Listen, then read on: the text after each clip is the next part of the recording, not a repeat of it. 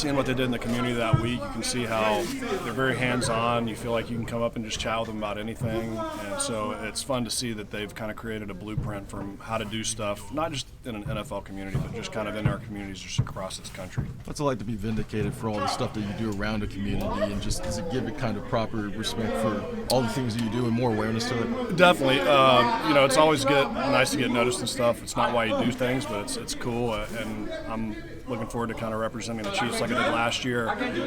With that said, there's a lot of guys that you see. I mean, we used to have 2, 3, 4, 5 guys wearing cleats, and we have 15. That might be a small number from what we do. So we have a lot of guys that are doing noteworthy things in the communities that they came from, and also now that they're in Kansas City. So it's cool to see guys kind of take hold and be a part of the community like we're supposed to be.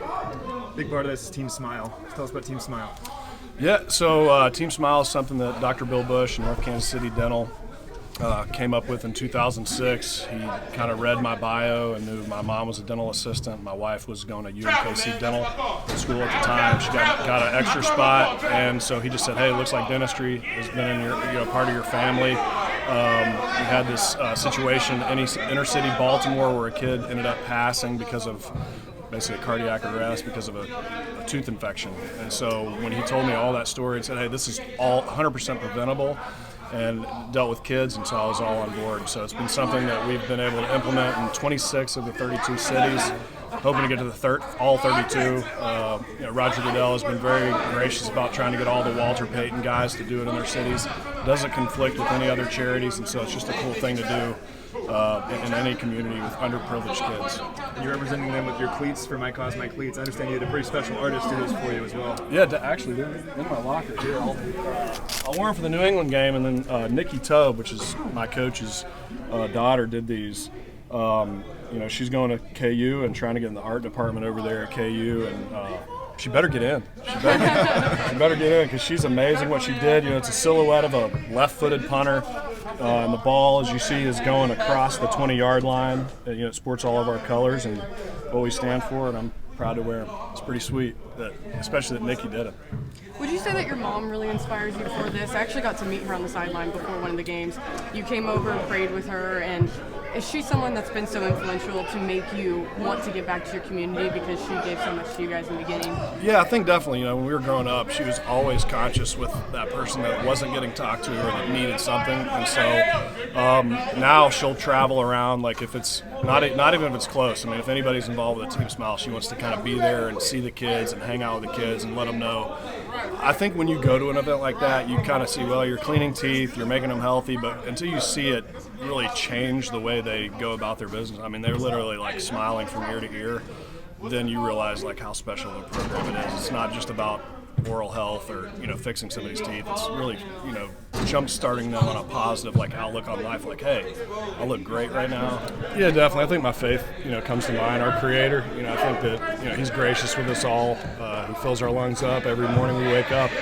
He's not done with our story, and so it's fun with Team Smile. You have these kids that they have a card that they have a hand dealt to them that they're not responsible for, but they start owning it up, and these kids want to get out of situations they're in and change the world. And so when we see them, we ask a lot of them.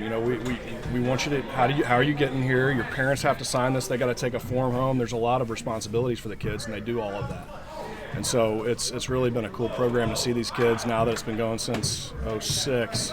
That some of our kids are now graduated and done high school and gotten to things where maybe they wouldn't have the confidence to go and go get that job or go do that thing. And so I think it comes from my faith, and it's fun watching these kids starting to have that confidence once they get through our program. Listen, you were here since obviously the team was 600 times, now a couple of division titles. Did you get the sense that maybe this last one was more of what we consider a checkpoint than some kind of accomplishment, especially given some of the success in recent years? Yeah, Coach Reed always says it best. Every win's big in the NFL, so every division title is huge. We've never done 2 in a row up until Andy got here, and then all of a sudden we've done 4 in a row, and I think it was very appropriate. Our shirts, the West is not enough. We want more. We've done it before, and we want to keep on. With the guys that we have in this locker room, the coaches that he's acquired on the staff. We feel like a lot of NFL teams right now. Hey, we have everything we need in our locker room right now, and it's time to kind of take it to that next level. You're in a different category now, guys who have been nominated twice, consecutive years for the Walter Payton Award. What does that mean to you? And given your sort of stature in your career, how much are you trying to cherish every moment leading up to whoever wins the award from here on out? Yeah, when I went last year, that was cool that the NFL made it even bigger because they said, hey, you guys are doing great things in your community. Let's do it at a part where, we're getting a lot out of doing a Super Bowl in this city. Let's give a lot. So that was kind of a new thing for the NFL that stepped out and said, hey, we do a lot in communities. Let's do it in the community that we're going to be hosting all these celebrations. And, people are paying a lot of money. It's big revenue for these cities. And the NFL's saying, you know what? We're actually going to help these cities out. So that was so cool, just to go in and seeing. We were planting gardens, building stuff. It was really cool. And so I think that I want to win it. Let's win. I want to win it for when you walk down this hallway every day, you see these 5 dudes that have done it, and you're like, God, it'd be cool to do it, but there's 32 guys, and then, there's 12 guys in here that could have and should have been the Walter Payton guy. So I think, what you got to do is you look back and you're thankful that you're nominated, but really when we go to Miami, now we know, hey, we have a big blessing to bestow on somebody in that community and find out who that is. Be nice to be there for a couple of reasons, huh? Yeah, I hope I don't get to go to any of the Walter Payton events, right? We want to play in the game, but it's funny.